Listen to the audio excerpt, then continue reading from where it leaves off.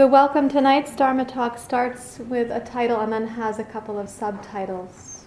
The title is Yoga and Love, the word for the symbol, not the body part. So Yoga and Love, the biological and spiritual imperatives on the human journey. And the second subtitle is about forgiveness, self-forgiveness and forgiveness as a larger topic too. So here we'll start.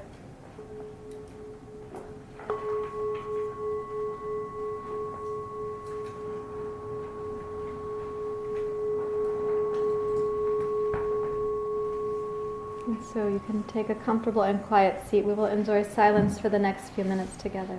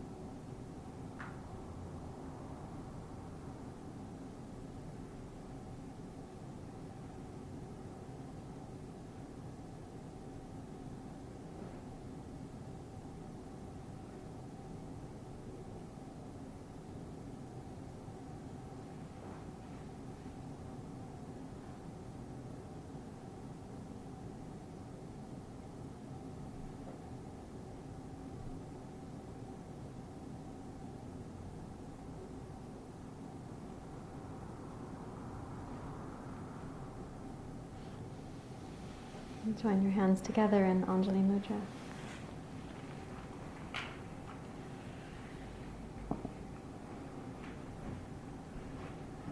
Appreciate the efforts that you've made to be here this evening. And we can also appreciate the efforts each other has made. You're welcome to bow your head to your heart. And release your hands and open your eyes.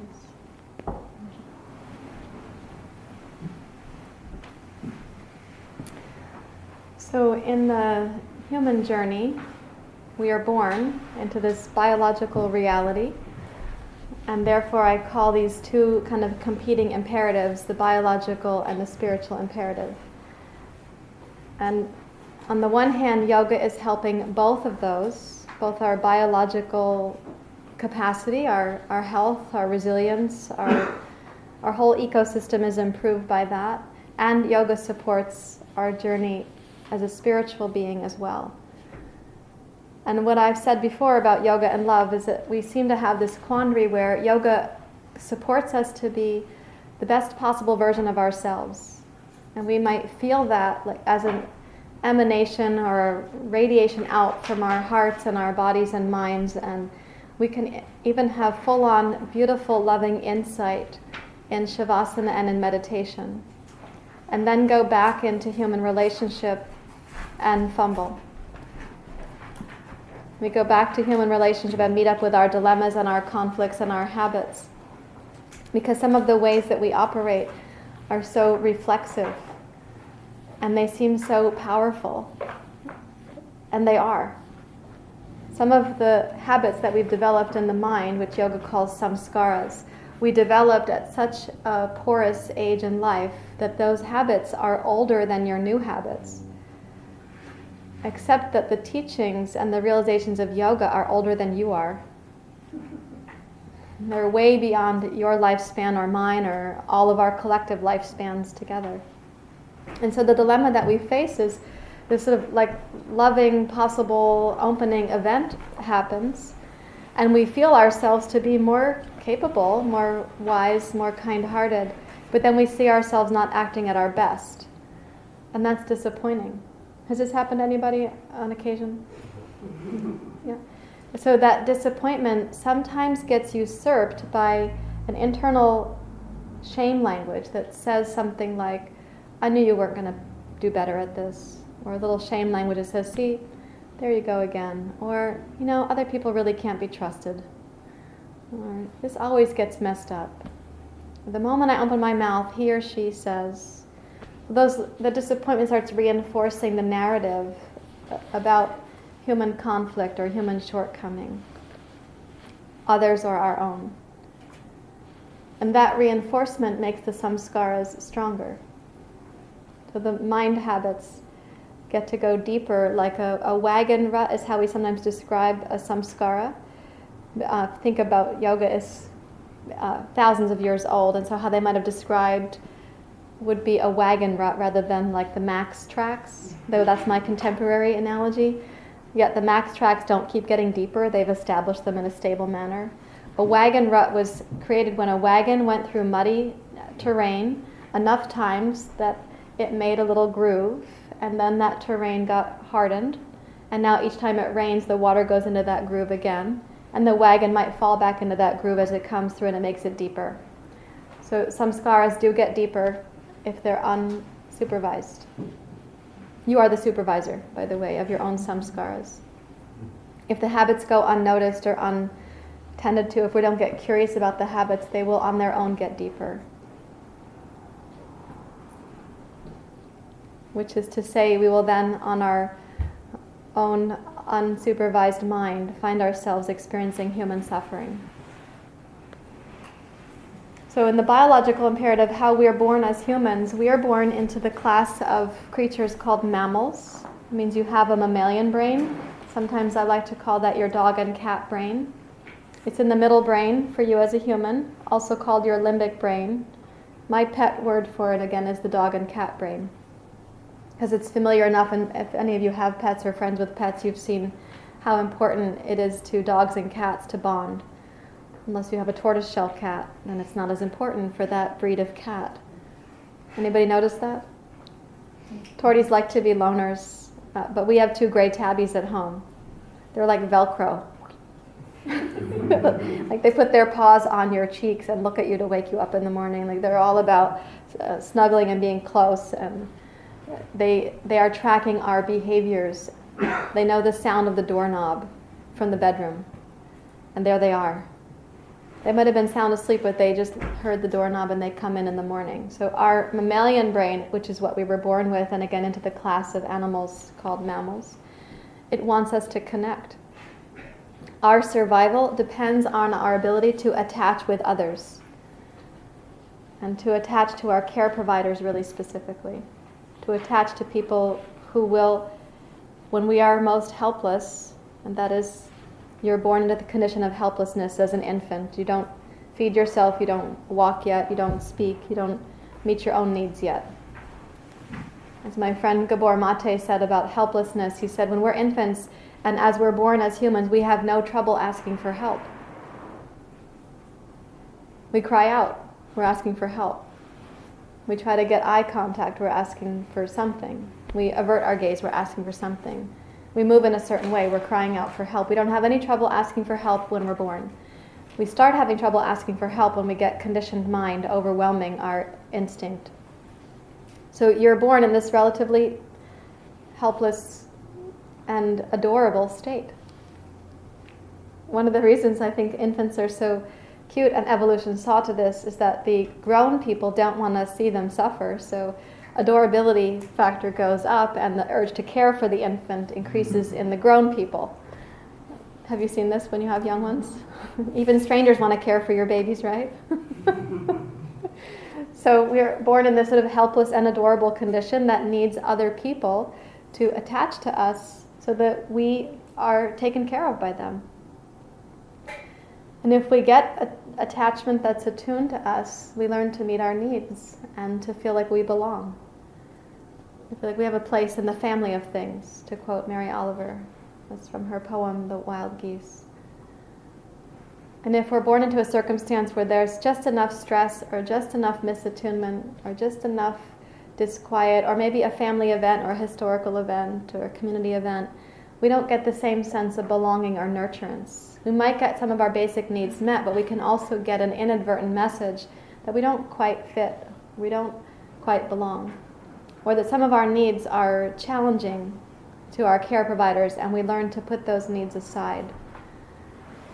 People learn to suppress all kinds of things to maintain the main attachment sources of support.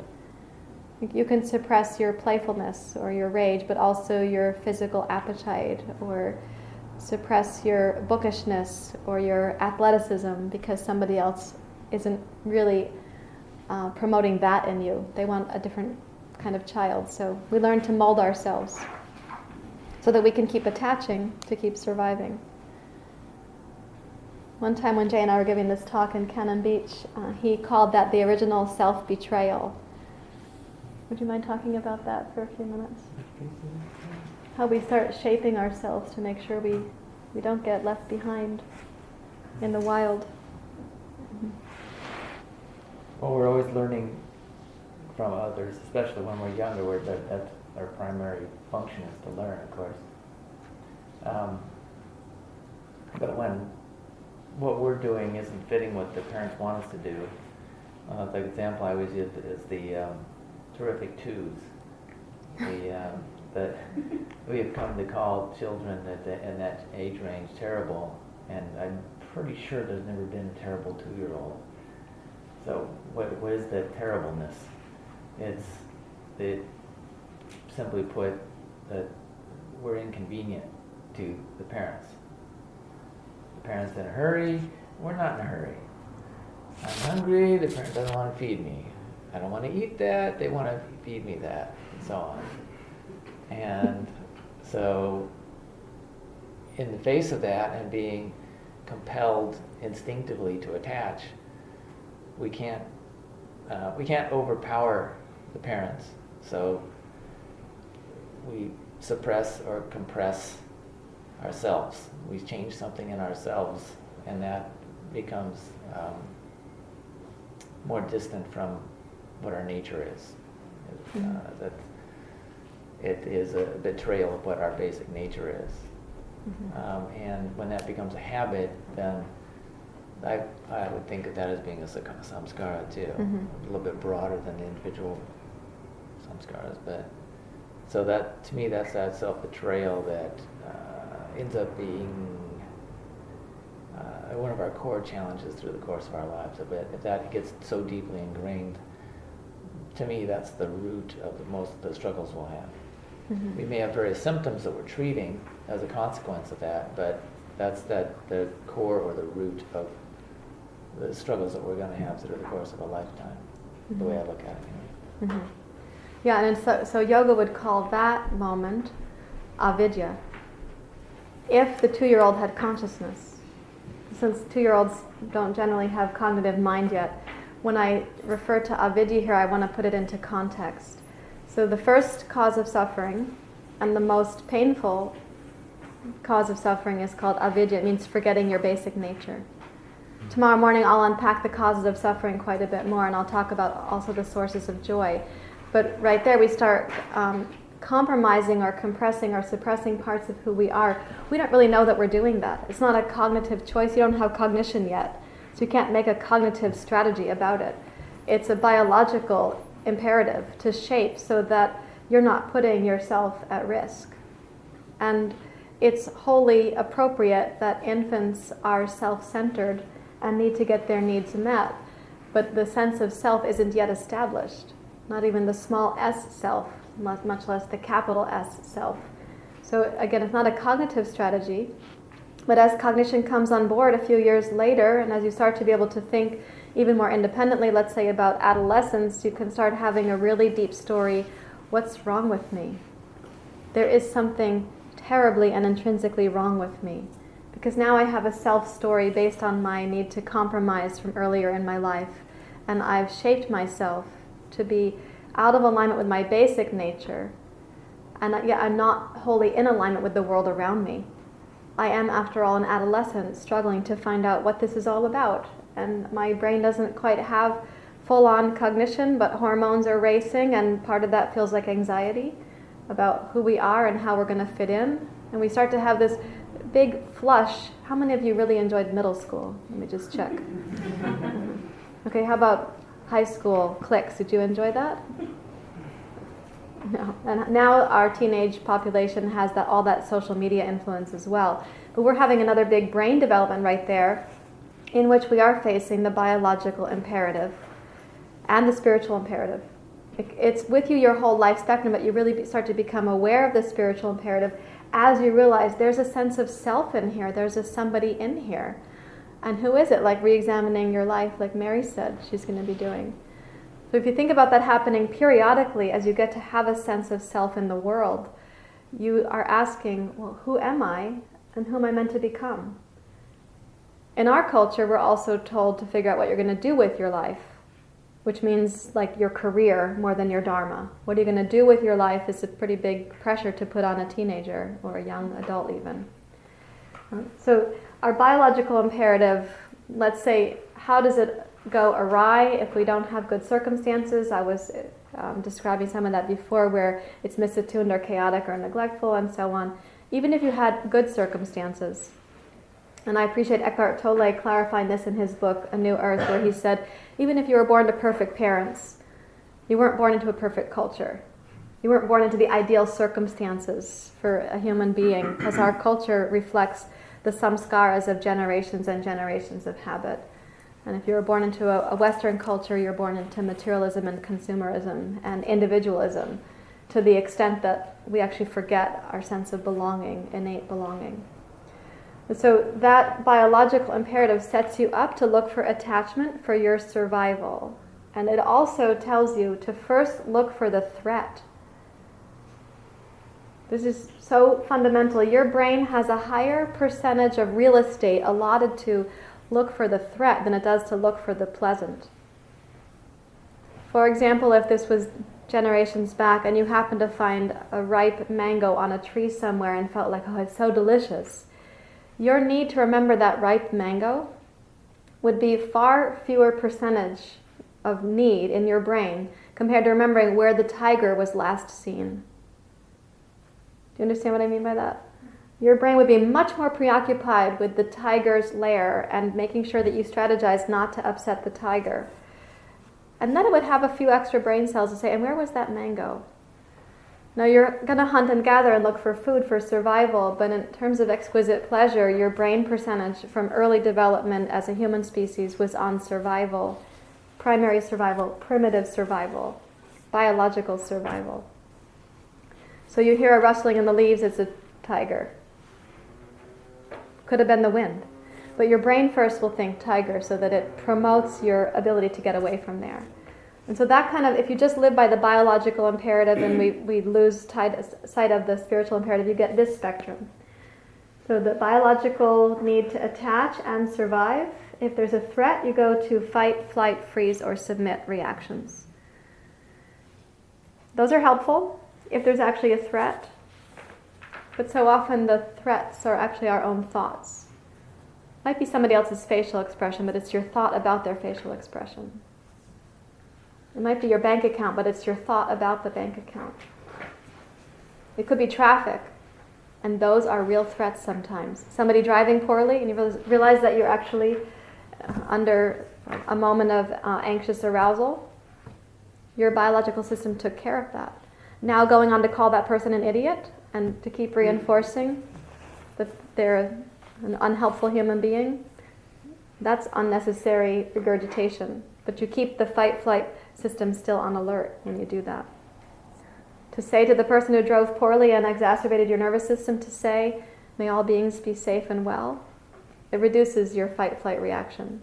So you go to like metta practice.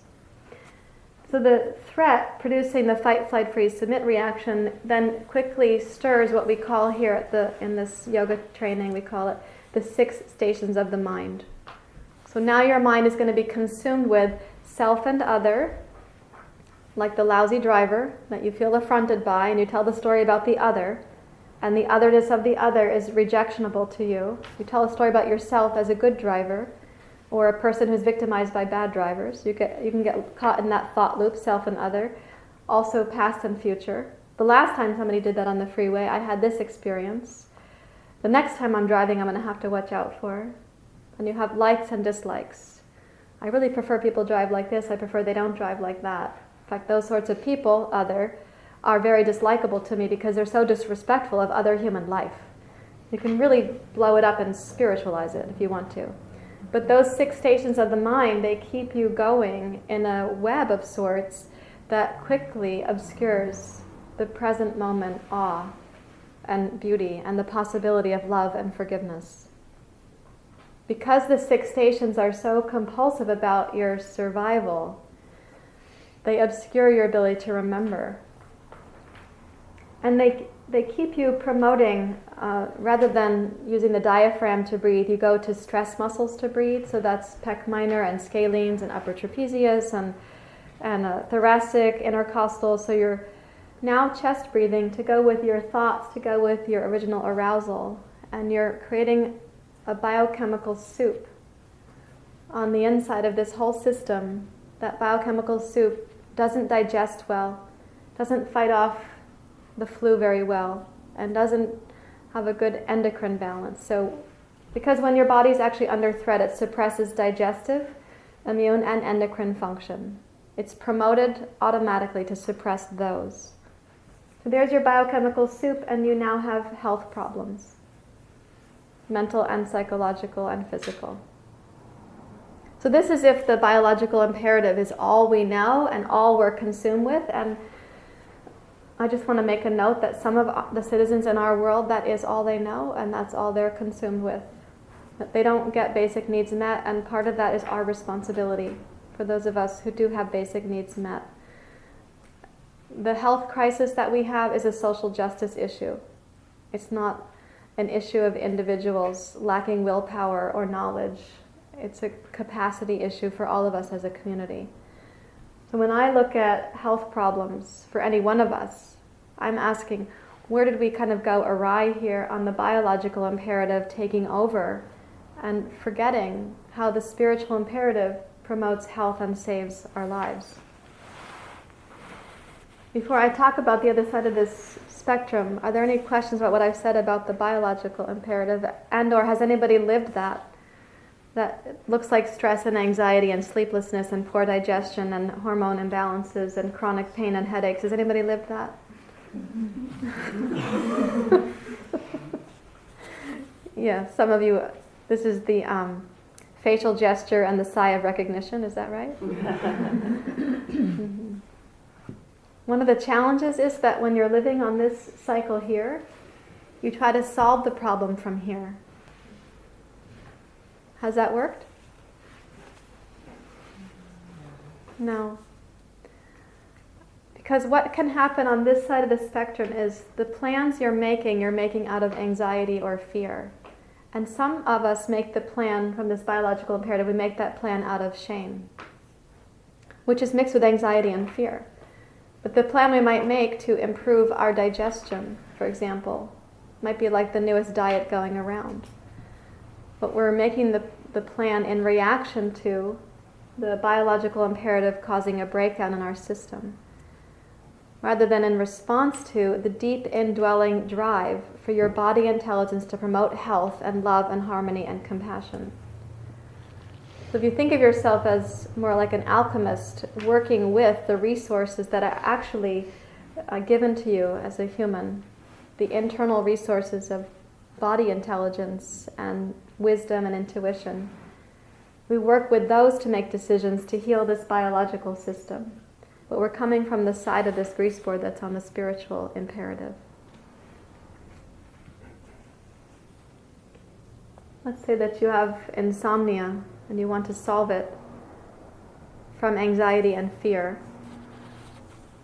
So a person starts thinking midday, I hope I get a good night's sleep tonight. I really need some sleep. And they keep perseverating on how important sleep is going to be, and the fear of not getting the sleep. And then the system is getting more anxious about the sleep.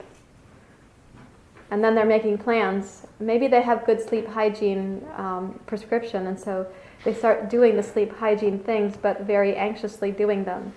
Like, and now I turn off the computer an hour before bedtime, and now I have the Ayurvedic beverage, and now I have the pranayama, and now I remember to do my mantra, and now I do this, and now I do that. But the urge to do it is coming from anxiety or fear, and it doesn't end up working.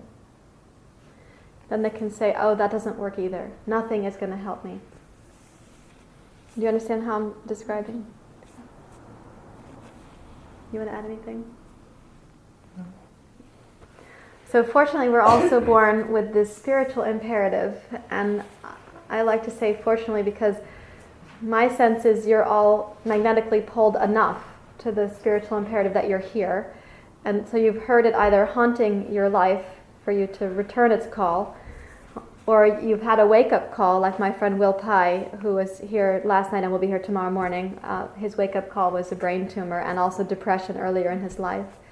So you've either gotten an instant wake-up call, something urgent arose, or you got haunted by this urge to know, who am I and why am I here and what's meant to come through me? And it might have been haunting you long enough that you're now on a spiritual path or coming back to a spiritual path. So the spiritual imperative is actually, we do have an urge as a human organism to individuate or to differentiate, to be raised in a little pod, a mammal pod, a little family, like a pack of wolves. We are raised like this, but then we're meant to differentiate and to outgrow that pod and become an individual who has unique expression and whose dharma comes through him or her. Some of that outgrowing, you start to see it in adolescence, where the individuation looks like the hand. This isn't the case in our household, but I know it in other households. There's different ways teenagers differentiate, and certainly we see that with Ryan and Jason, but some teenagers got this phrase, they're like, talk to the hand. Right? So they're pushing their parents away while still needing their parents. Pushing away, but also wanting to rely on. And that is part of where we start with the friction of differentiation, where we do still need to be attached. And we are attached because now we've had this 12 or 13 or 14 years in the human system of our family. Even if it wasn't a great family circumstance, We are attached, and we're looking to also detach or differentiate and to know who we are, and to dress in our own style, and to pierce our bodies the way we want to pierce them, and to have haircuts that we can enjoy, and to find our expression somewhere, to have our agency get realized, and to be able to make a difference in our own lives. And to have our first job, and our first love, and our first automobile, and our first adventure out beyond the certain physical radius, right? Weren't those exciting times? None of you in the room right now is a teenager, but you can remember. Some of you are closer to your teenage years than I am, which is fun to see. You're already interested in the Dharma. So that process was an important process for us to go through. And it's still the case that we need others. For our entire life spectrum, we are other dependent. We aren't independent animals. We were born dependent, and we are dependent and interdependent for the entire life spectrum. Our culture heavily emphasizes, to our expense, it heavily emphasizes independence. And we see some of the breakdown of that when there's illness or addiction, that people become judged or they isolate. They might become marginalized or forgotten. We also see it in our senior population. We promoted independence, and then we promote isolation. We don't have a good care system for our full life spectrum for who we are as humans. We got distracted by the biological imperative and then the materialism and consumerism imperatives. So rather than that, here on the spiritual side of this grease board, we're looking at how we individuate in order to thrive, but remembering that we still need attachment, we still need relationship, we still need connection. But you have all of this, it's true. You need to attach, you need to survive, you need to individuate, and you long to thrive. And when you're not thriving, you're suffering. You might suppress your knowledge of that, but when a human being isn't thriving in his or her expression, when the Dharma can't come through, there is a measure of suffering there. A person can go to sleep to that, which we call avidya, forgetting your basic nature, forgetfulness, that something was meant to express itself through you. One of the most fundamentals for that is love. If there's a threat, and you're on the spiritual imperative, a threat or a perceived threat, one of the first responses that we recommend is curiosity, and mindful curiosity. So mindful curiosity is different than just curiosity. How do you think it might be different? Curiosity or mindful curiosity? What do you think the difference might be? Well, curiosity would be when you're interested in something without thinking about whether or not you should be interested in it or why you're interested in it. Mm-hmm. Like when you look at a girl on the street or something like that, Mm-hmm. without thinking about it. Yeah. Yeah. Yeah, and there's almost like a chemical reaction with that kind of curiosity too, and you can feel that there's like your biochemistry is participating there too. Yeah, yes. Mindful curiosity is intentional. Mm-hmm. Yeah, there's an intentionality that's like holding that curiosity. It's a little bit wider. So even the curiosity that you're talking about, Stacy, is like, how will I get my needs met? Curiosity, or how will I avoid that person? What's going to happen in this dynamic? Curiosity. And then mindful curiosity has a wider container, like, how is it that we come to be in this moment together? What might I be able to learn here about myself and my instincts, and about the quote-unquote otherness of the other that is actually also an embodiment of the same source that's me. You were going to say, Tommy? I was just going to say, if it's mindful, then you have others' needs in mind, not just your own. Yeah, it's like more whole. And it preserves the sense that there's connection or relationality or reciprocity already happening, rather than going into the isolation that humans can do. And we're curious about how we either mess that up or how we we need to tell that person that they're wrong, or we need to improve ourselves because of our deficits, or we have to improve them somehow. And that kind of curiosity is spent on examining the other person or over-examining yourself, and it constricts you. But as you were talking about curiosity, it awakens or expands you. And it has a more long-term interest. Short-term curiosity is more like short-term decision-making based on like an instinct right there. And short-term decisions keep repeating themselves because they go back to your biological imperative. A long-term decision is based on mindful curiosity. Here's a concrete example. Somebody is in despair and makes a short-term decision. Let's say it's food despair, because I specialize in that particular topic, at food addiction and eating disorders and so on. So let's say it's food despair. The short-term decision that they might make is, I will never eat this food again because it's too problematic for me. And that prohibits curiosity. Long-term decision-making in response to a food compulsion gets really curious about what's underlying the food issue and how might I make decisions towards wholehearted recovery, not just preserving myself from a few more moments of discomfort or from the angst that I'm experiencing now. So short-term decision-making, you get the same outcome generally again and again, and long-term decision-making will need your mindful curiosity to sustain it. Short-term decision-making, a decision gets made and the curiosity often closes down. Long-term decision-making from mindful curiosity, the options keep expanding. And we experience the difference between contraction and expansion. But somebody else was going to say something about curiosity or mindful curiosity, and I missed you. I think I was going to say that the first thing I thought of was the phrase, curiosity kills the cat. And I was like, trying to imagine, like, what kind of curiosity kills the cat? But all I can think of is my 3-year-old, and he's very curious, and he would definitely die from curiosity, and I wasn't there to be like, that's not a good idea to be curious in that particular way that you're doing it, and you have to have a bit more wisdom, like, you know, seeing danger if there's threat, and knowing not to just be curious about threat. Yeah, yeah. So in the case of, let's say, when I say threat here, I should be clear, I'm referring to interpersonal human threat, because we're talking about yoga and love, and generally we're looking at other humans for that process. And so let's say there's a 3-year-old about to cross the street because he's curious about the fire hydrant over there. Yeah, definitely not a good idea to let that curiosity wander off into the wild of traffic by itself.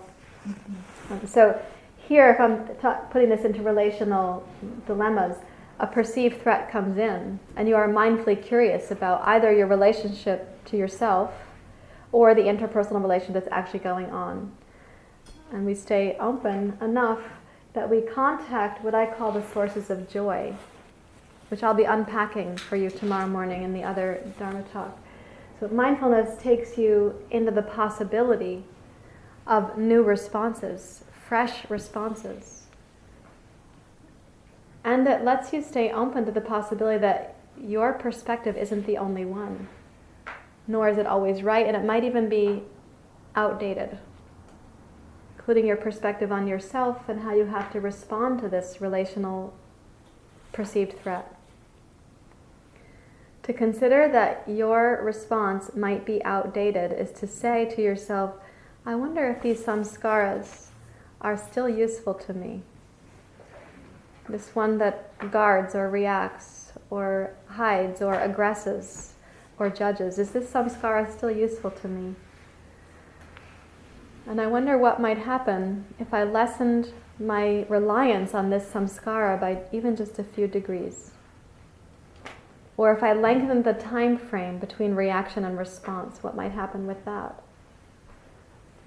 How might the circumstance be seen differently if my system weren't on high arousal because I perceived a threat? So if we get to have hang time, which I like to call it, in mindful curiosity, you're sort of hovering between reaction and response, you will likely realize the sources of joy are already available. For example, the first source of joy is called awe, coming back to awe. And by awe, I don't mean that you're awestruck about the dumbness of other humans. People are sometimes in awe of somebody else's stupidity. That isn't a good use of the word awe. When I talk about awe, I mean really to come with awe to the moment that exists right now. And remember the indwelling earnestness of the other human. And the innocence. And the possibility that this moment in which you've interacted, perceived or real threat, could be also a moment for transformation. And without that perceived threat, you may not have the chance for that kind of transformation. It has been said that all species evolve under pressure. So we actually need sometimes the rubbing up against somebody else and the perceived or real threat. It may simply be that opportunity for somebody else just became your teacher, your awe teacher, your mindful curiosity teacher. And to rest in that, you start to breathe again with your diaphragm. This might seem very pragmatic, and I think there's pragmatics under your capacity, so I will name it again. Your digestive, immune, and endocrine systems start working better. Now, what does that mean for you spiritually? Digestion is more than food. It's also knowledge and insight and life events. We digest experiences. Your brain is trying to digest those experiences you're having all the time, but so too is your gut. And so incoming food, incoming knowledge, incoming information, incoming stimulus, it's all needing the digestive process that we think of in the physical body as incoming nourishment, gets digested and transformed into usable and non-usable materials. Do I have to be more obvious? You want to be more obvious? Yeah. So both usable and non-usable materials. So what's usable has to be able to be absorbed. Well, if anybody in the room has any knowledge about the gut, you know that it doesn't do very well. If you have low absorption for any reason in your gut, eating a really high-end diet doesn't matter that much. If you can't absorb the nutrients, they're just going into the non-usable, they're getting ejected. They're just going right through you. So if you don't have good absorption, if you suffer from malabsorption, buy cheaper food. I mean, don't waste your resources on just eating like really high-end food, trying to get the malabsorption fixed from that perspective. We actually have to address the absorption capacity that your gut has. And part of that is a gut-brain axis issue. So if you think about what can you absorb even then mentally, psychologically, emotionally, spiritually, if you can't absorb the teachings that are coming your way, you might need to work on absorption, not more teachings. I mean, keep coming to teachings because you're osmotically getting something. Even if you're not absorbing, you can have how the skin takes in the lotion, you know. So you're absorbing by being here. But I want to highlight that you take in information, nourishment, experiences, conflicts, insight, relational turbulence, relational joy, and you want to digest it. That will work better if your spiritual imperative is in alignment with you. And you'll eject the non-usable, the non-necessary, the non-nutritive. You don't have to carry all that baggage around. It's just not the case that every person you have a perceived conflict with needs you to have a one-on-one interpersonal session. Some of them are less important, and you learn what you can from it, and then you let it go downstream. Your immune system will also work better, and by immunity here I mean your psychosocial, spiritual immunity also. So that rather than being oversensitive to all incoming stimulation, being too porous is not better than being too rigid or too guarded. You want to have a kind of helpful, elegant porousness so that you can sometimes use that porousness to allow in, and other times you don't allow in. There are some viruses or toxic energies on the planet you don't have to keep exposing yourself to when your system isn't able to have resilience for those. For me, when I was a child, going to the arcade where they had all the video games and it was really super noisy in there, total meltdown. not my place. For other people, totally fun. For me, I haven't ever done this, but I imagine if I had hours on Facebook, I would be like depleted and collapsing under my pillow. I haven't exposed myself to that kind of stimulation because my brain doesn't do it that well, and it hasn't been important enough. But it's to say, what do you expose yourself to? What do you lessen your exposure to? And know what your resilience is. And let's call, for now, resilience and immunity a synonym. Because you're looking at, what are you exposed to all day long? And what's come in, if any of that's toxic, how much room do you have left for the benevolent, the gracious, the beautiful, the loving, or the kind? If your system is weighed down by toxicity, you have less availability, fewer receptor sites for awe and joy and love. And you have to kind of work on getting the residue to leave. Getting the residue resolved, as it were. Do you understand what I mean by this? Is there anybody in the room whose life is overexposed to toxicity on a daily basis? Mm-hmm. A couple of habits that I never picked up again after living at Brighton Bush Hot Springs. I don't need my phone to ring, it's always on silent.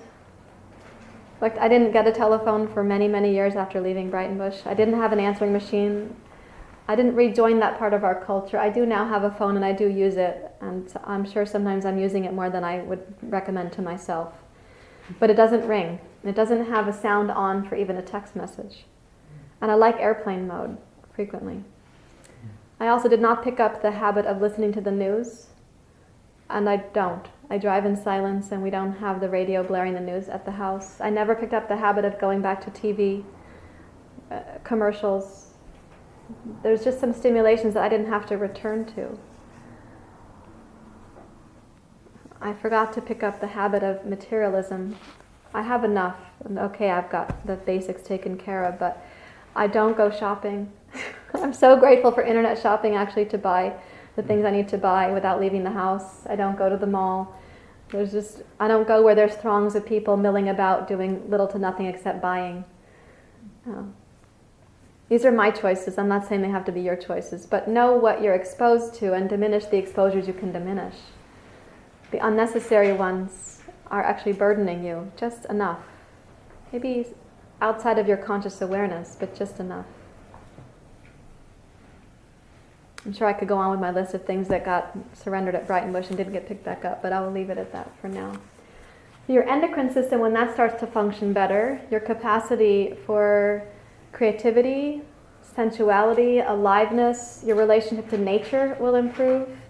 Your ability for spontaneity will return. The sense of adventure in life comes back. Your hormones are working again. The second chakra is a part of that process, and you awaken this sense of life wants to thrive in you and through you. And that's much more satisfying and likely to support that dharma that's going to come through you. The endocrine system is responsible for so much beyond what you might think of mate and procreate nervous system. So by the way, this is rest and digest, tend and befriend, mate and procreate. If you want pet names for your nervous system, those are them. I didn't make them up. I'm just letting you know they exist. So rest and digest, tend and befriend, mate and procreate. And the endocrine system is worth more than just mating and procreating. It's beyond that. But the sense of aliveness in the body, the radiance in your eyes, your ability to sleep and sleep deeply through the night and wake up feeling refreshed. All of that comes back when you're living more in alignment with this spiritual imperative, and your adrenaline goes down, your cortisol levels go down in the sense of health. Over here we've got higher adrenaline and elevated cortisol levels. Now it balances out and you find yourself increasing your capacity to express the natural qualities of the human heart, those that are most innate to us, which yoga calls the Brahma Viharas. It means divine abodes, the divine homes of the heart. And rather than those feeling like practices you have to adopt, they feel like the natural expression. In the meantime, we practice, we adopt them as inner teachers. So the good news is there's reciprocity all along the way between your biological and your spiritual imperative. And the good news is you can do something about this whole spectrum anytime, anywhere, by coming into mindful curiosity and diaphragmatic breathing. That might seem a little too simple, but it's actually scientifically demonstrated now. So not only is yoga a household word, but so is mindfulness. And I think we're on the brink of neuroscience being a household word as well, which is kind of exciting. So if you forgot to interrupt this anywhere along the spectrum and you found yourself back in the anxious biological imperative, you can adopt one of the Brahmaviharas and go upstream from the bottom of the spectrum and heal. Or you can remember, oh, mindful curiosity. How did I get here? How did I actually get here? Into this moment of anxious biological survival. Which is a really different question than, how did I get here? It's the same words, but the tone and the inflection and the interest is really different. I'm going to ask Jay in a moment to talk about the value of curiosity in love relationships, because his primary work is as a couples therapist. But I want to reinforce, why does mindful curiosity work and why does diaphragmatic breathing work? And I'll reinforce it based on the brain, and then I'll pass it to Jay for a few minutes. In your brain system right here on the biological, your cat and dog brain, if this is out of balance, they're going wild in there. And your amygdala, which acts, as Bessel van der Kolk likes to say, like a smoke detector, is alarming the dog and cat constantly. And that's messaging your lower brain, your lizard brain, your reptilian brain, to change the housekeeping functions for urgency. Not for long-term resilience, but for urgency. And it's pulling offline your neocortex. So at the brainstem we call that your lizard brain. In the middle here I call it your dog and cat brain. And up here I call it your wizard brain because it rhymes with lizard. And this is your neocortex where we have capacity for wisdom and perspective and so on. So if you're in the biological imperative and you're caught up here, dog and cat going wild, you lose access to the wizard and you promote the lizard to be a lot more anxious. It's really hard to get curious in that moment. In fact, almost impossible. But to go to the possibility of curiosity, which I sometimes like to call the possibility of the possibility, the possibility of mindful willingness, your neocortex starts to come back online, and the dog and cat look up at the wizard and say, thank you. And the lizard looks up and says, thanks, I was getting really tired. Using your diaphragmatic breathing also helps to calm your lizard brain down. That's called bottom-up processing. The other one's called top-down processing. So from the neocortex to the dog and cat, from the lizard up to the dog and cat. So the lizard gets to say to the dog and cat, you know what? I got this. You have misread the circumstance. Let us breathe for a few moments and calm you guys down. And sometimes you might see that in your dog or cat, especially your dog, as a big yawn. And then they're more relaxed. Does your dog yawn? Yeah, she's very relaxed right now. We were out there messing around for 15, 20 minutes because she wouldn't sit in the car. Uh-huh. She's like, I want to come in. Uh-huh. She wants connection. Part of our imperative, again, as mammals, is to connect. And to do that, we need each other. We need each other's brains. We formed our brains in relationship to other brains. We need each other's brains to help heal. And the brain healing I'm talking about is also your heart. I mean, your psycho-spiritual heart, your mind and your body. But that top-down, bottom-up processing is really very effective. So effective that it's getting studied and researched. Now it's evidence-based. As well, just being able to then, if you say, the possibility of mindful willingness or mindful curiosity with a deep breath, you're quite likely to then remember, oh, the Brahmaviharas could be helpful right now. In this interpersonal dilemma, one of these Brahmaviharas is going to make sense to me. So you're kind of promoting memory of of the spiritual essence of your own heart. It's already in there. Again, like I said, it's your basic nature, but it does need to be promoted or practiced sometimes. Can you talk about curiosity and love in interpersonal relationship, please? So if we talk about the forgetfulness of our basic nature that we all tend to have over time, we lose, once we've forgotten it, we're not going to be very curious about it. But we're still going to suffer from the absence of that, being in touch with it. And so that's on the intrapersonal basis. And as you said, I work with couples as my primary work. I find that the same thing is present with the couples work, with interpersonal relationships, that when we lose touch with the basic nature of that other person, then we can't relate to them, of course, but we forget almost entirely that is another person, an individual. They become an object, they become somebody that we project our concerns onto. For example, I see these things numerous times a day with working with couples. They will be sitting there in front of me and they're interacting and they're treating each other as if they are adversaries. And they'll actually overtly be cruel to each other.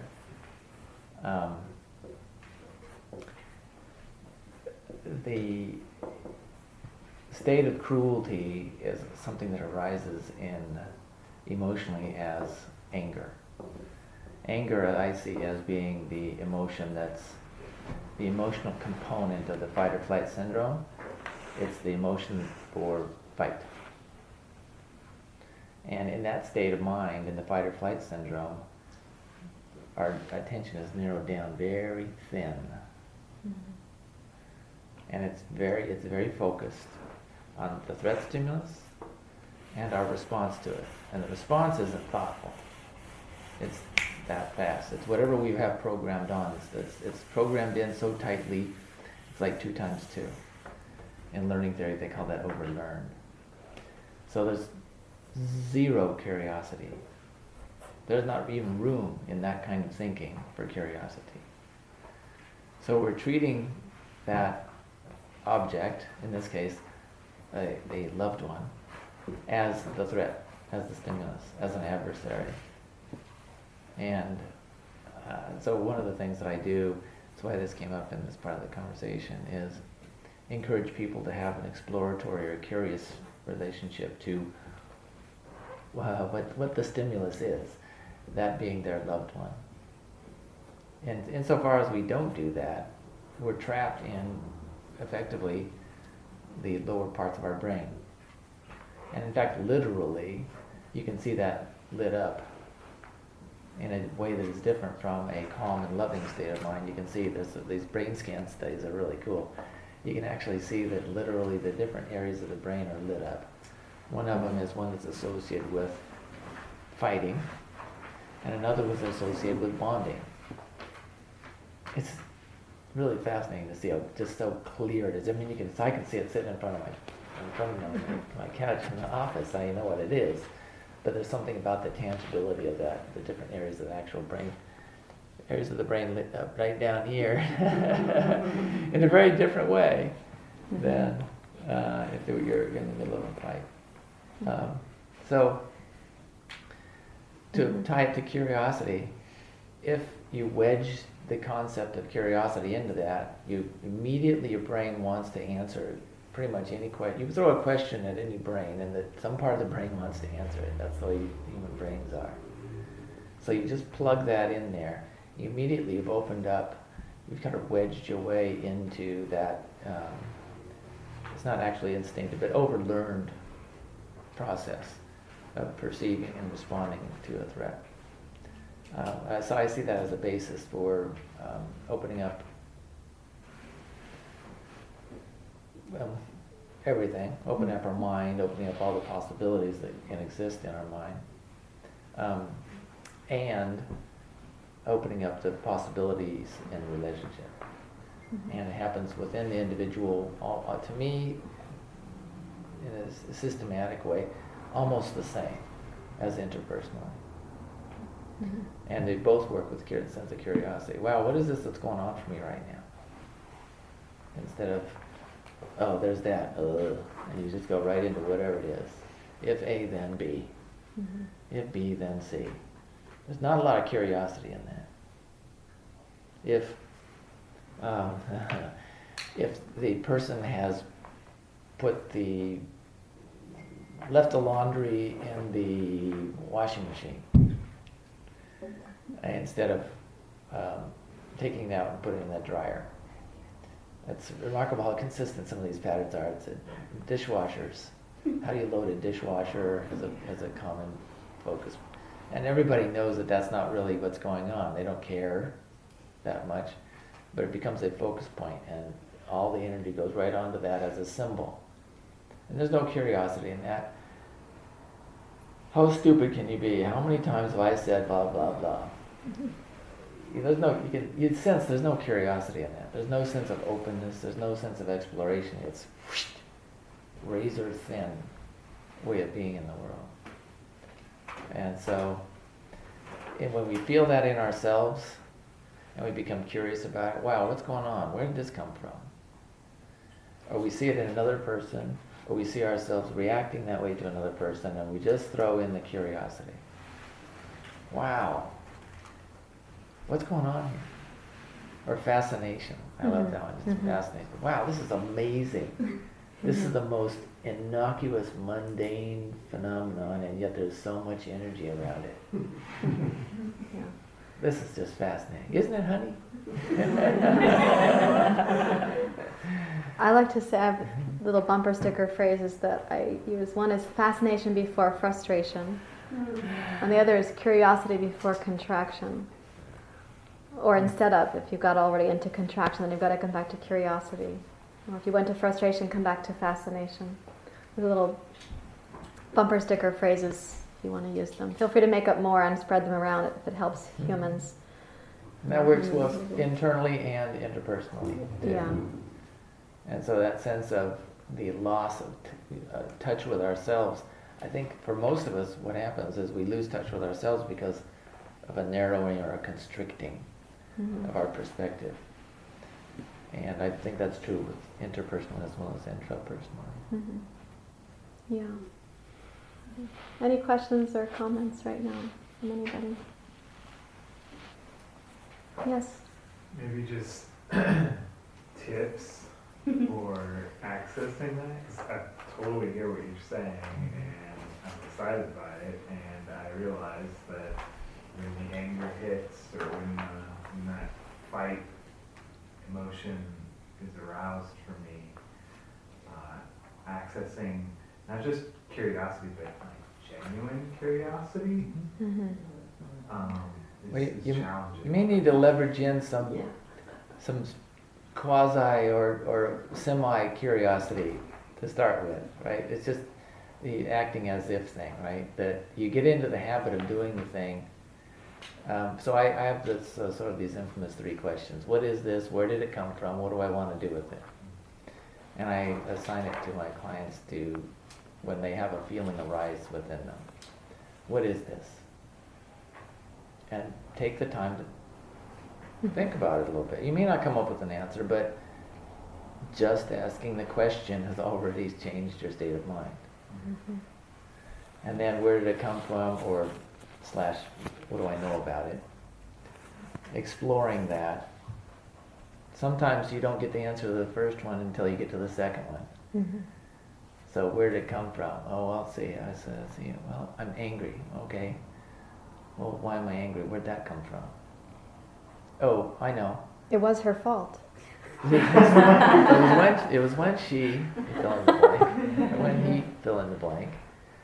Okay. Well. Oh, wait. A second. When she said that, that hurt my feelings. So maybe that's not really anger. All right, and that you've shifted your state of mind. And then the third question, which none of us have been taught to ask about our emotions, is what do I want to do with it? We don't treat our emotional experience as if it's something we get to choose. And yet, I think we do. We're taught, in fact, quite the opposite. We're taught to be a victim to our emotions. If you look at our language, if you think of any context or any phrase wherein we're talking about an emotional state, that probably, if any of them you're thinking of right now, it's likely to be one in which we're a victim or a puppet to our emotions. Like overcome with sadness. Overcome, overwhelmed, struck, blinded by, or as I'd like to say this one, what other contexts is the word falling considered favorable? Falling in What love. about when people say they're so sorry? How do you feel about that? Like, I'm so sorry. I'm so sorry. All day, all the time. Calling yourself sorry. You know, I suppose there could be debates about it, but I don't think so. I'm sorry as an emotion. But the state of mind that they're in that's producing that sounds like a very depressed person, really, on the outset of that. That's an interesting point. I'm so sorry.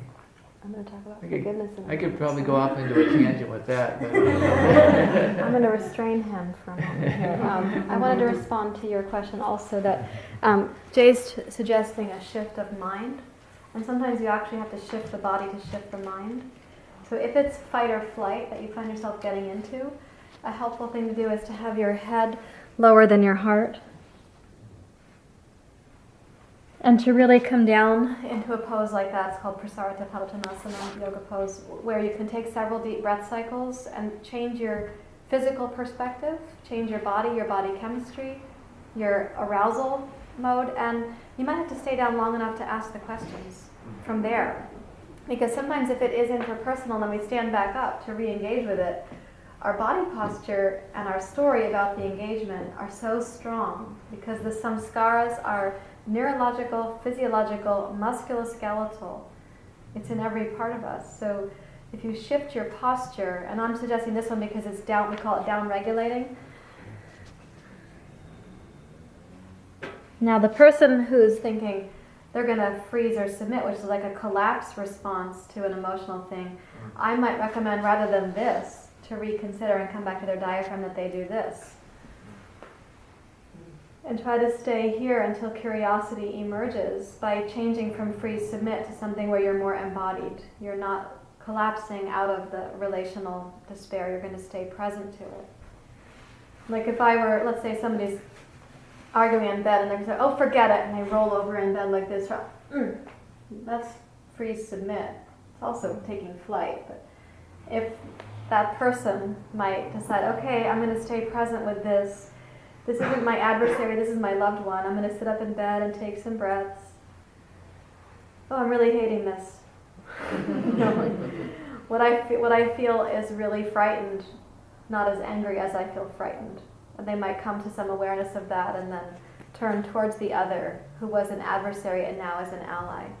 But we actively work in yoga therapy at changing not just the mind position but the body position to help facilitate some of that. And what is a curious, like if you were to sit like this is a more curious, open-palmed, open-hearted, open-gaze expression. And if you sit like this, trying to listen to your partner, it's just not as open. So even just changing your posture that much. Here you reflect more like the Dalai Lama, and you can think thoughts, even thoughts like, as our friend Bessel van der Kolk said during his training, he's like, in this position, can you think the thought, I hate Dick Cheney? He was asking 300 psychologists in the room. The answer was no. It's really hard to think that hate thought when you're in this position. But can you think it from this position? Yeah, you can think it from that position. But so just changing position even this much. I'm recommending a stronger change of affect and physiology by using a bigger position, but sometimes all you have is this.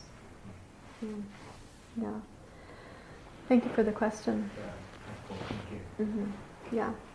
And I think your question is relevant also. I'm going to talk a little bit about forgiveness, because I think the overuse of the phrase, I'm so sorry, or like a reflex, like use of it, like I'm sorry, is sometimes premature, because it can cut off the actual engagement that's needed for two people to experience mindful curiosity about themselves and to come back to the expansive possibility that we're about to experience transformation.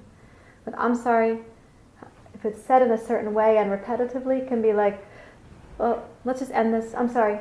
You're sort of dismissing the possibility of awe again and expansiveness. So if we take mindful curiosity as a practice, and that's sort of what Jay was hinting at there with the questions, and I'm suggesting that your body posture also brings you to that, you will evolve into your capacity for empathy.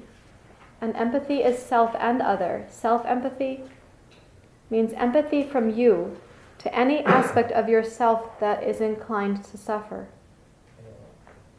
Empathy from you to those aspects that I call your inner community members, those that are inclined to suffer or feel pain or isolation. Empathy is not just an outside interpersonal thing, it's an intrapersonal inside event too. And our capacity for this builds our capacity for empathy for the other. Likewise, empathy for them builds our capacity for empathy for ourselves. The empathy circuits in your brain, I think this is really fascinating because babies are born with their right brain and not left brain function yet. And empathy circuits in your brain are in the right hemisphere. Not in the left hemisphere, which is cognitive and intellectual and linear and scientific and logical, and those are all great things. But right brain to right brain co-regulation of empathy builds each person's brain circuits for empathy. And so when the baby's looking up at the mother and she's looking down with oxytocin, which is over here, by the way, the cuddle hormone, the love hormone, is over here activating, and the mother's looking at the baby, right brain to right brain, love and connection and empathy is learned.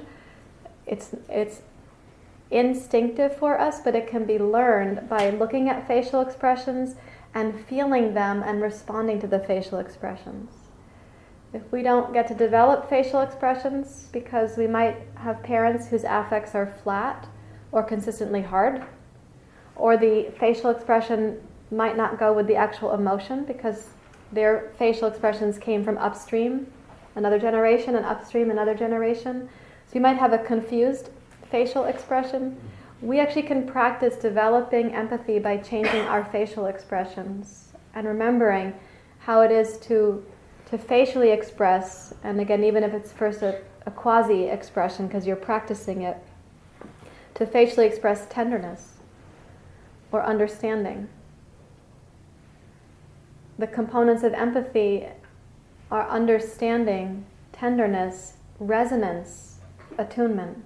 A kind of feeling of, I get how that pain is for you, because I also have the human condition in me. And I've experienced my own sorts of pain, and right now ours are vibrating together. And that vibration builds your empathy networks. Again, it's like understanding and tenderness, resonance, I get you and I get you getting me, and that feels so much better. And attunement. I get you and I get you getting me, and I don't mind that we're having this experience, so I don't turn away from it. I don't have to close it down or slough it off or joke about it right now. I get you getting me, and I'm okay staying in that mirrored, attuned place. Just long enough to stretch my capacity for empathy, and thank you for being my mirror for this opportunity. Because then you can shine that empathy inwardly towards yourself as well. And what we empathize with is primarily the vulnerability and turbulence of the human condition. And that practice enough actually falls into, pardon me for using the word fall, falls into, on this spectrum, forgiveness and freedom. And by forgiveness and freedom, what I mean here is we forgive ourselves for our vulnerability and susceptibility to the seeds of human suffering, expressed as our own unskillful actions and expressed in the unskillful actions of others. Forgiveness doesn't condone behavior. And it doesn't come before mindful curiosity and empathy. Forgiveness doesn't say, I agree with that behavior. It doesn't mean that reparations aren't needed. Forgiveness is like forgiving the earnestness and the foibles of our human nature. And it frees us not to have to be bound to that samskaric pattern again and again. Forgiving ourselves for the pain we've caused to ourselves, or even forgiving ourselves for the pain we inadvertently caused to others. If we've gone through the stages like this, that forgiveness is wholehearted, and it frees you from having to act in the same unskillful ways. Do you trust what I'm saying? How many of you struggle with the concept of forgiveness? We should have started earlier tonight. Forgiveness is a big one. It's a commitment to, it's an explicit commitment, hopefully, to the notion that the relationship you have is more important than whatever the slight was. Fundamentally, that's what you're saying to this person, Mm-hmm. or to yourself about the person. This is not as important to me as the relationship. Mm-hmm. When it's in our relationship to ourselves, this is in my book also, I call it not self-abandoning. Forgiveness shows up as a radical commitment to not self-abandon. That is, to not vacate yourself, to not abandon your own needs, to not abandon your own goodness on behalf of holding resentment or criticism towards yourself instead. So forgiveness is also not abandoning the possibility of the relationality being a place for transformation, rather than continued hurt and unskillfulness. Okay, those of you who raised your hand, are you trusting it as a concept any bit more? Are we talking you into it? Well, let me say it differently. What are you thinking when we say, do you feel your brain spazzing out? Are you saying, yeah, but? I was just thinking how easy it is to slide into something like pity Mm-hmm. instead of forgiveness. Yes, yeah. So our Dharma talks are on the internet, you can listen to them. And the Brahma Viharas, which I listed here, has been already given as a Dharma talk pretty recently. And the near enemy for compassion is pity, which is like a disguise of compassion, but it's not really compassion because it has this condescension or hierarchy to it. And so if you go to pity, the way this matrix works is if you fall into pity and you think, oh, I could have gone to forgiveness, come back to compassion. Oh, I'm having compassion for myself right now because I went to pity. And can I have compassion for the other who's experiencing me judging them? And through the Brahma Viharas, you also come back to forgiveness and freedom. Do you understand the responsibility in that? Yes. I just hit a nerve there, didn't I? I have a little trick for that one too, to use the actual definition of pity.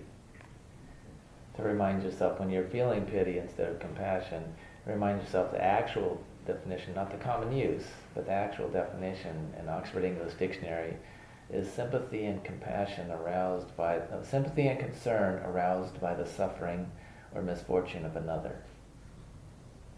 That's the definition of pity.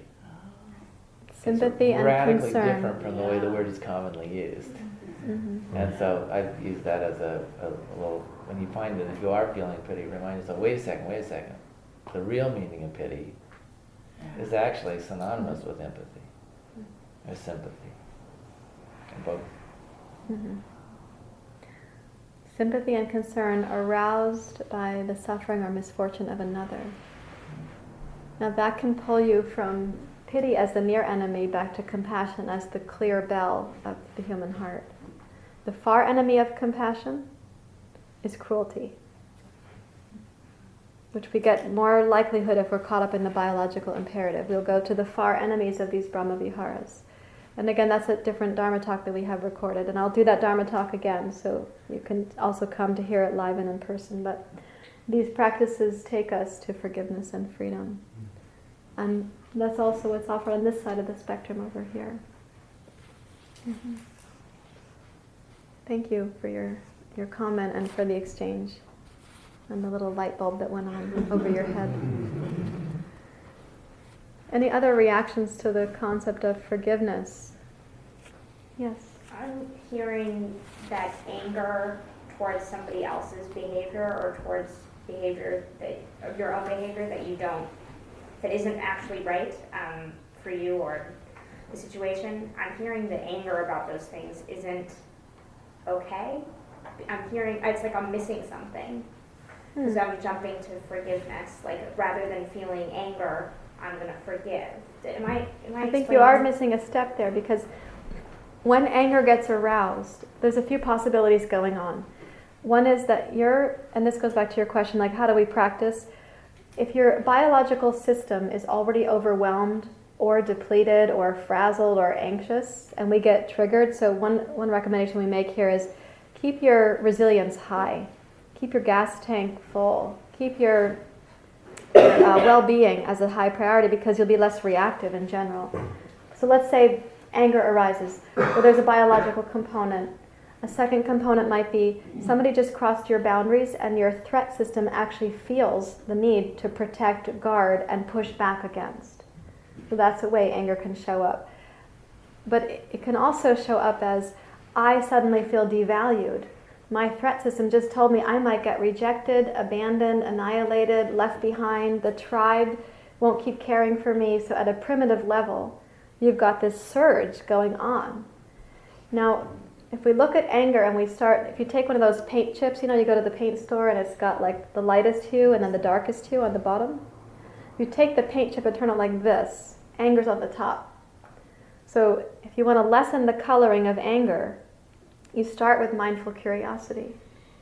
Lessening the coloring is a yoga phrase we use from the Yoga Sutras. It means lessen the coloring of the samskaras until they're less and less dense. They have less power over you. So let's say here I'm going to be curious. And I might get curious physiologically, mentally, emotionally, or spiritually. Probably as I dial down the coloring, I'm going to move from anger or rage to frustration, irritation, and I might keep going down further and realize my sense of vulnerability or helplessness. Maybe there's betrayal and it pops me back up to the darker colors. No, it's not. I feel my vulnerability. No, they betrayed me. It's so uncomfortable to get to the helplessness and the vulnerability that is actually, as we were born, helpless and vulnerable to the care and provision from others. And this just got assaulted in your system. So if you are biologically more resilient on a certain day, it might not go as deep or trigger as high. So consider that and forgive yourself for being down on your resilience. Or if it was an affront to your boundaries, and maybe you saw that coming but you weren't setting clear boundaries for months and months, and then it got affronted and here it is, now it's too big to ignore and I'm enraged. Well, forgive yourself for noticing previously but not acting on. Because from the state, going down through this, of forgiveness and freedom, you will respond more wisely than from the state of self-criticism or self-condemnation or denial or suppression or rejection of what you're experiencing. So anger as an opportunity for forgiveness in a way. Yes, absolutely, but going through the stages like this Right. to realize that there's quite likely many nuances under that anger for you, and I would say that hypothetically the common ground for all of us is helplessness at the bottom. Like look at a 2-year-old's rage. Does your anger ever feel like that? Yeah. You are not alone. This is the laughter of recognition. That's the victim relationship we have to the emotion too. We have a little different perspective on that. We don't have time to get into it, but I don't see anger as being a bad thing, a negative thing at all. I think it's just as good and useful and helpful as love or happiness or anything else. Well, that's not different from my perspective. No, from the way that we've been talking about it. I see. But Just it's clarifying. our ignorance and our helplessness and the victim relationship we have to that ignorance that we fall prey to very primitive expressions of the anger. That's why we want to get away from it. The anger's bad, it's all bad, make it all go away, it's not a good thing. Everything about it is bad. Mm-hmm. And that almost guarantees that we're going to continue to be ignorant in our relationship Mhm. to it. And it will continue to be worse than poorly wielded. It will be wielded in a very damaging way. Will be taken over by it. Yeah. Until relatively recently, I discovered from an attorney client of mine, I'd used for years this example, but he told me that they changed the law. It was where our victim relationship with emotions was actually institutionalized in law as a crime of passion. If we could show that we had really strong emotions, at the time we committed the crime, they would give us a break on our sentence. It's like, institutionalizing it. Uh-huh. But so in the meantime, however, there's oftentimes it's a secondary emotion too. It ends up being, without some exploration of it within ourselves, it's very likely it's going to end up being a counterproductive, maladaptive reaction we can have to it. And it's something to consider there is how much prejudice we have in our world against anger and the expression of anger. So that when it arises, we have the likelihood of a few really serious ways to judge ourselves. One of those is, this isn't an acceptable human emotion and I'm experiencing it. Really big. And another is, and now I'm not living my spiritual values. I'm not living the values that I learned in yoga, for example, or my basic personal values. Because now I feel rage and I want to hurt something or somebody. And so those two places to seriously judge ourselves, you can just add fuel to the fire and take off. And it might be a place to practice mindful curiosity, empathy for ourselves that anger is so prejudiced against and I'm experiencing it right now. What is this like to feel? I'm in that sector of the human experience that people would really judge me for. Or empathy for the ways in which sometimes it's hard to live our spiritual values. And then forgiveness for the fact that that arose, and then we move more skillfully in relationship to it. And if we can't forgive ourselves, we can practice forgiving the way that anger has shown up on the planet for eons and all the destruction that it's done. And that is a whole nother Dharma talk. That's a Tonglen meditation practice and more Tibetan Buddhism and looking at the intersection of compassion, rage, and forgiveness. And if So are you saying that when people get angry, they beat themselves up about it, or they feel bad about it? Yes. And they might more easily forgive somebody else on the planet or the phenomena on the planet than they could forgive themselves. So if you are struggling to practice forgiveness for self, you might start with the global experience of how people feel sad. Do I forgive humans for feeling sad? Or for somebody personal in your life that you might be able to extend forgiveness towards them, which kind of nudges you in the direction of forgiveness for yourself. Same thing with anger. If I could forgive somebody else's angry outburst because I can see that they were anxious, overwhelmed, underfed, underslept, and not enough community support and mental health issues, and I can forgive that for them. The seeds of that forgiveness are available to me also. And it is the case that we have to sometimes practice on the other before we can offer it to ourselves. Don't leave yourself out. Okay, one more question, Tina. I wrote a Dharma code about a year ago, and forgive was in the code and out the code, and I kept putting it in, taking it out, putting it in. And my issue was I kept going through the process of forgive, and when you're not forgiving, forgive yourself for not forgiving. And I was like, I couldn't. It was just this. I was like, it was blowing my mind. I was like, how is this going to work? It did end up in my code, and which is to grow, to give, to forgive, and love. Those 4 words. And it started off as a big, soup of words, but it kind of reduced down to those 4 words. But it was just 3 because that forgive was the toughest one. It really was.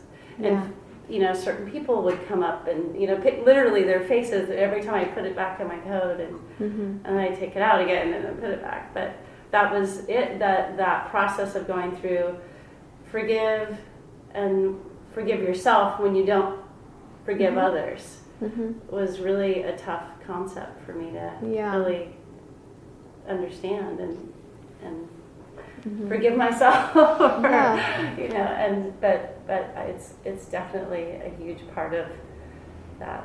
You know, my. So what you might do if you look at the Brahma Viharas here, let's say that you were mindfully curious about the struggle that you're facing with forgiveness, Mhm. and that's understandable. And you want to cultivate greater self-empathy and forgiveness, but you take a little detour. That's why this is a reciprocity sign here. You might pick up the Brahma Vihara called loving kindness, and practice loving kindness towards the part of you that is struggling with forgiveness, from the part of you that understands forgiveness. So you're offering really specifically to an aspect of yourself that is struggling, from an aspect of yourself that already knows, that already understands. And so it becomes very interpersonal. Yeah. And that frees you to experience empathy for the part of you that was struggling, and then forgiveness as a natural evolution of that empathy. And then the freedom not to cause the same human dilemmas again, because Yeah. we do participate in those dilemmas. Yeah, the pattern of it. Yeah. Yeah. Thank you. Thank you. Lincoln? Well, as you're talking, a couple of curiosities, a couple of reflections come up put in the field. One is that to our identified self, having anger would mean that we lose our attachment relationship. Yes. And interesting enough, and the word forgive is the need to be given or forgiveness, and perhaps we haven't gotten what we needed in some ways. Mm-hmm. What's curious to me is that forgiveness perhaps straddles both the spiritual and the biological. Mm-hmm. So it's kind of, because there's a way from the survival perspective, there might be good cause not to forgive. Then on a spiritual level, perhaps Mm-hmm. we're able to kind of come into that. So in other words, awareness itself is able to acknowledge forgiveness. Yeah. But to the survival brain, Mm-hmm. that would be a deal breaker. Mm-hmm. Well, and sometimes forgiveness to the survival brain is needed right there in the moment, because you might be hating each other, but you've got to forgive because the house is on fire and we got to get the cats and the kids out. Yes. Or the kids and then the cats. I'm sorry. Our kids, they walk on their own, so it's our cats that don't move so well anymore. We would actually be picking up the pets with our teenagers. So let's share a few moments of silence together in honor of the enthusiasm you've had this evening, and to bring ourselves back to grounding. So.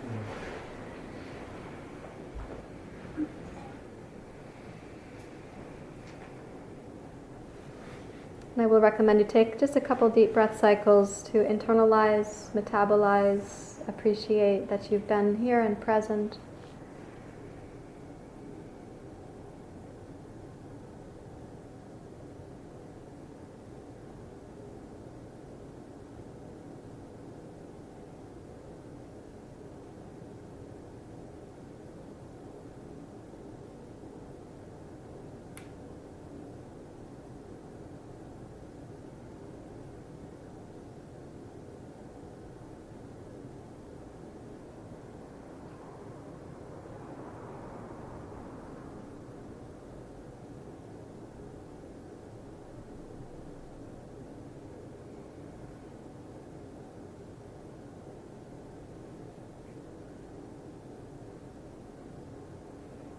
And with appreciation for your effort to be here and everyone's contributions, please bring your hands into Anjali Mudra.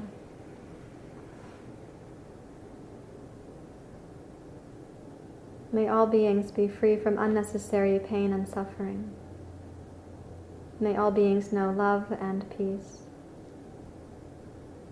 May all beings experience joy and harmony.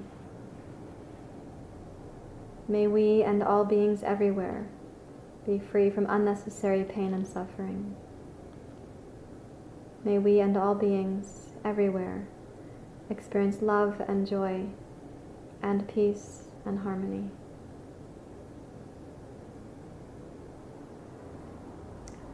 Thank you, everyone.